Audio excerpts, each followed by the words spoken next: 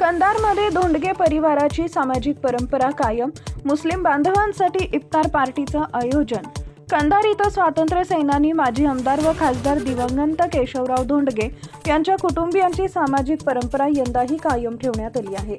उद्धव बाळासाहेब ठाकरे गटाचे शिवसेना नेते व माजी जिल्हा परिषद सदस्य प्राध्यापक डॉक्टर पुरुषोत्तम धोंडगे यांच्या वतीनं भादरपुरा येथील क्रांतीभुवन इथं मुस्लिम बांधवांसाठी इफ्तार पार्टीचं आयोजन करण्यात आले. या कार्यक्रमाला मोठ्या संख्येनं मुस्लिम बांधव उपस्थित होते.